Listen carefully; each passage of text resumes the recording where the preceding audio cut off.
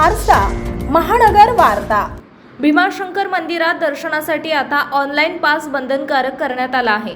मंदिर प्रशासनाने गर्दीचे नियोजन, सुरक्षा आणि दर्शन व्यवस्था सुरळीत ठेवण्यासाठी हा निर्णय घेतला आहे। नवीन नियमानुसार ऑनलाईन पास घेतल्याशिवाय भाविकांना मंदिर परिसरात प्रवेश दिला जाणार नाही।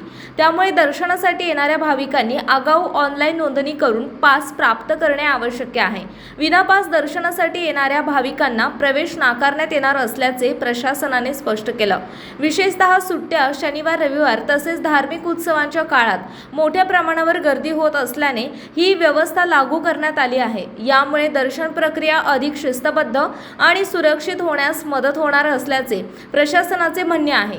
भाविकांनी दर्शनासाठी येण्यापूर्वी आवश्यक माहिती तपासून ऑनलाईन पास काढण्याचे आवाहन करण्यात आलं। मंदिर प्रशासनाच्या या निर्णयामुळे गर्दी व्यवस्थापन अधिक प्रभावी होण्याची अपेक्षा व्यक्त केली जात आहे। भीमाशंकर मंदिर हे बरंच घोडेगाव आणि खेडपासून पण जवळपास 1.5 ते 2 तासांच्या अंतरावर आहे। इतक्या वर गेल्यानंतर लोकांना माघारी परत येणं हे थोडंसं त्रासदायक होतं।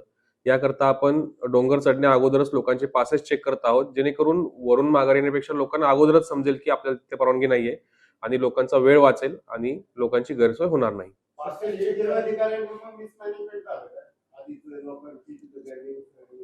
नाही, असं म्हणता येणार नाही, कारण भाविक हे भीमाशंकर मंदिराच्या इथे दररोज 25 ते 30 भाविक येत असतात। परंतु फक्त 100 ते 200 भाविक आले याचा अर्थ बाकीच्या इतर लोकांकडे तो मेसेज गेलेला आहे।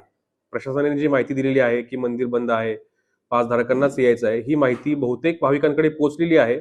फक्त ज्या भाविकांपर्यंत तो मेसेज गेला नाही ते भाविक आलेले आहेत आणि सर्वांपर्यंतच तो मेसेज पोहोचेल असं नसतं। त्याच्यामुळे असं म्हणता येणार नाही।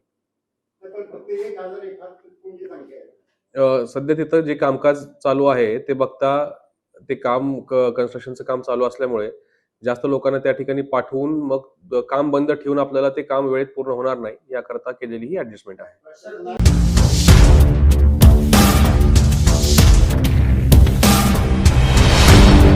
तुमच्या शहराचा आरसा महानगर वार्ता।